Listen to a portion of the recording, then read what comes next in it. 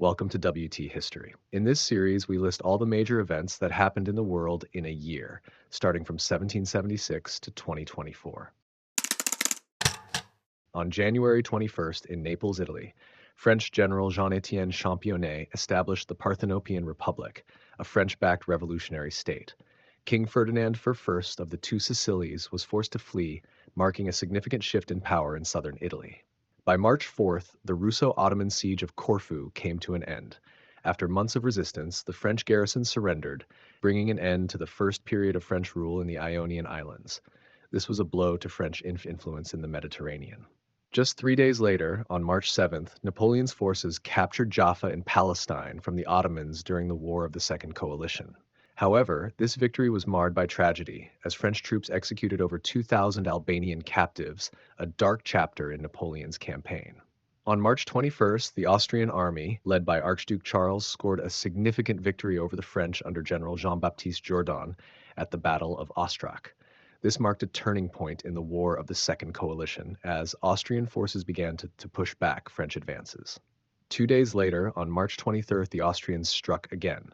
At the Battle of Feldkirch, Franjo Jelacic led Austrian forces to victory over the French army commanded by André Massena, further weakening French positions in the region. March 25th saw another Austrian triumph. At the Battle of Stockach, Archduke Charles defeated Jean-Baptiste Jourdan's French army once more. This battle, fought near Lake Constance, was a strategic victory that secured Austrian control of a key crossroads. Moving into April, on the 16th, French forces achieved a remarkable feat at the Battle of Mount Tabor. Despite being severely outnumbered, they repulsed an Ottoman attack, showcasing their tactical prowess in the Middle Eastern theater. On April 27th, the tide turned against the French in Italy. At the Battle of Cassano, Russian and Austrian troops under General Alexander Suvorov routed the French army led by General Jean Moreau, dealing a heavy blow to French ambitions in the region.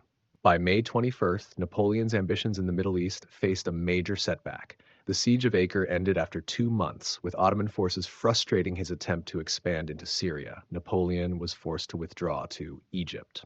On May 27th, Habsburg forces secured control of northeast Switzerland at the Battle of Winterthur, further consolidating their position against the army of the Danube. On June 7th, after 4 days of fighting, Archduke Charles and the Austrian army achieved victory over the French forces led by André Massena at the First Battle of Zurich. June 13th marked the restoration of Ferdinand I to the throne of the Two Sicilies following the collapse of the Parthenopean Republic. This was a significant reversal for French influence in southern Italy.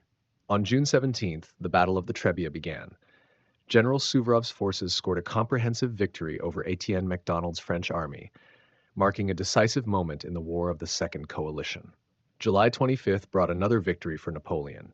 At Abukir, Egypt, he defeated 10,000 Ottoman Mamluk troops under Mustafa Pasha, showcasing his military genius once again. August 15th was a dark day for the French. At the Battle of Novi, Suvorov's Austrian-Russian troops defeated Barthélemy Joubert's army. Joubert himself was among the first to fall, shot through the heart.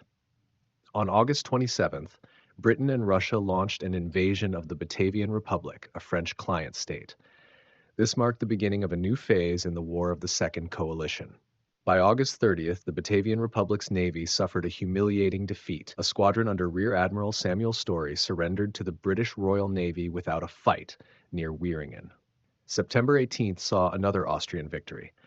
Archduke Charles defeated a French force under Jacques-Léonard Muller at the Battle of Mannheim, further weakening French positions in Germany.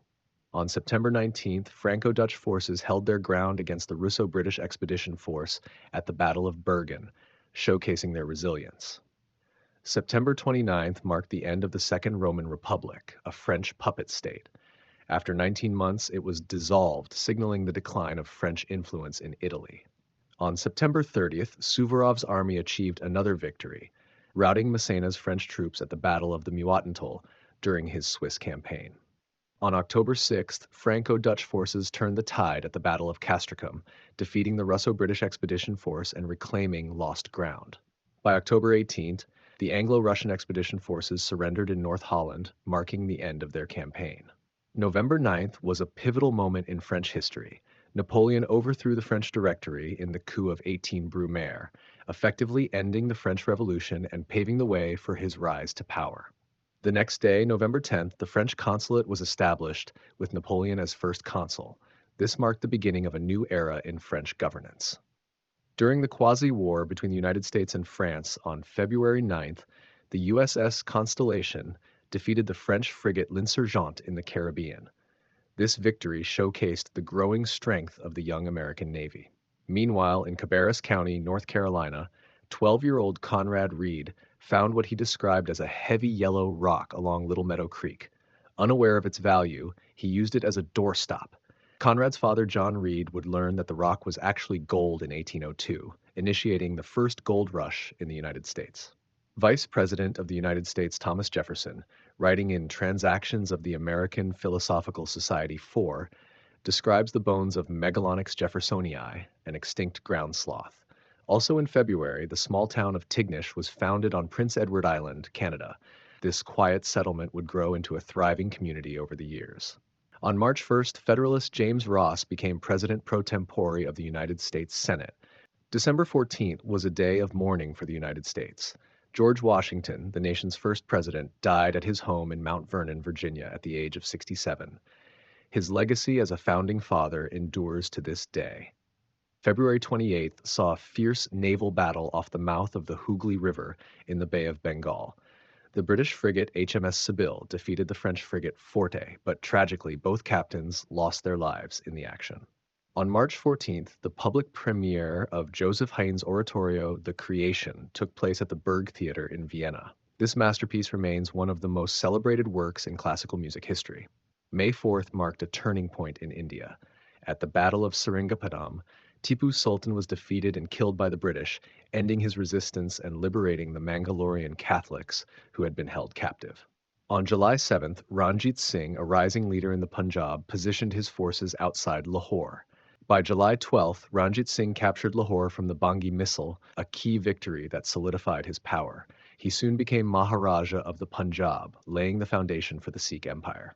On July 15th, a momentous discovery was made in Egypt. French Captain Pierre Bouchard found the Rosetta Stone in Rosetta, a key that would later unlock the mysteries of ancient Egyptian hieroglyphs. French troops also locate the tomb KV-20 in the Valley of the Kings. August 29th was a somber day for the Catholic Church. Pope Pius VI, the longest reigning pontiff at the time, died as a prisoner of war in Valence, France, after 24.5 years of rule. On October 9th, the HMS Lutine, a famous treasure ship, was sunk in the West Frisian Islands. Its wreck would later become one of the most legendary in maritime history. October 12th marked a milestone in aviation history. Jeanne Geneviève Labrosse became the first woman to jump from a balloon with a parachute, leaping from an altitude of 900 meters. On October 16th, the British Royal Navy struck gold, literally. They captured a Spanish treasure convoy worth over £54 million off Vigo, one of the most lucrative hauls in naval history. November 5th brought tragedy for the British Royal Navy. HMS Scepter was wrecked in a storm in Table Bay, South Africa, with the loss of 349 lives and only 41 survivors. On December 31st, the Dutch East India Company's charter expired, marking the end of an era for one of the most powerful trading empires in history. Also in 1799, the Nawab of Oudh in northern India sent the Padshah Nama, an official history of Shah Jahan's reign, to King George III of Great Britain. Finally, 1799 saw the death of the Qianlong Emperor of China at the age of 88. His reign marked the height of the Qing dynasty's power and influence.